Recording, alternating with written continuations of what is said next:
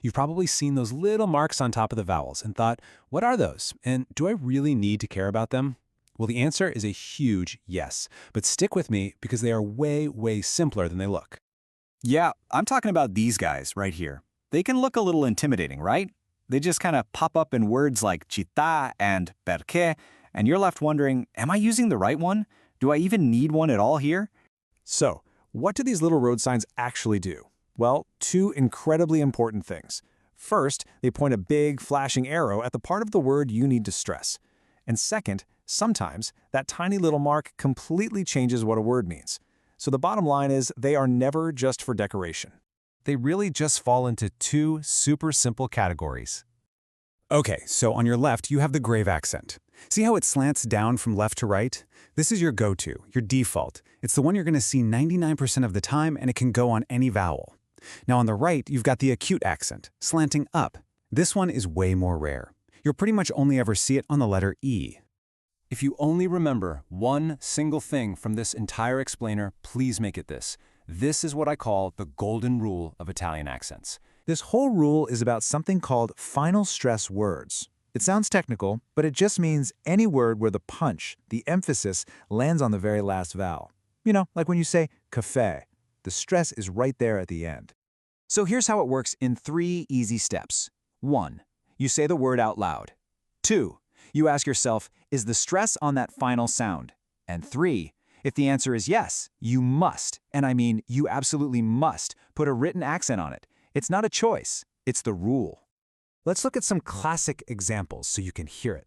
Listen to where I put the punch. Perché, caffè, virtù.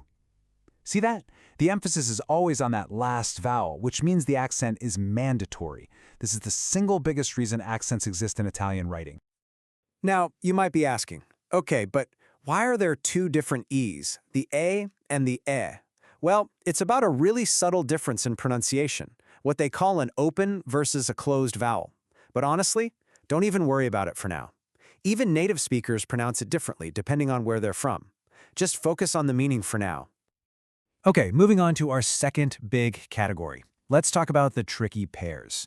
These are short, one-syllable words that look almost identical, but that one little accent mark completely flips their meaning on its head. This table shows you exactly why you got to pay attention. Look at that first one. E with no accent means and. You add the accent, and now it means is. I mean, that's a massive difference.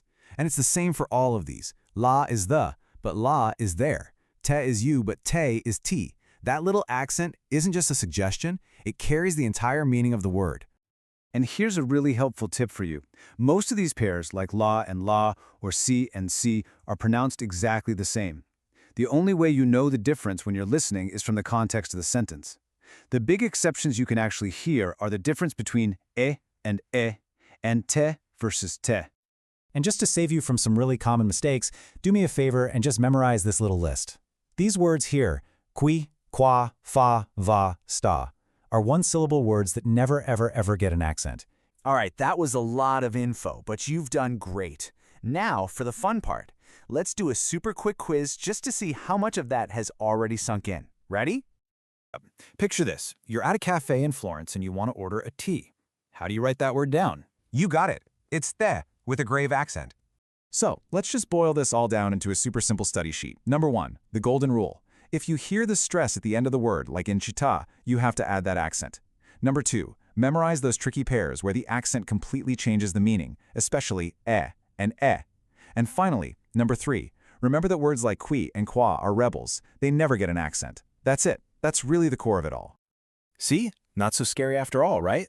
By understanding just a few simple rules, you've basically turned these confusing little marks into genuinely helpful tools.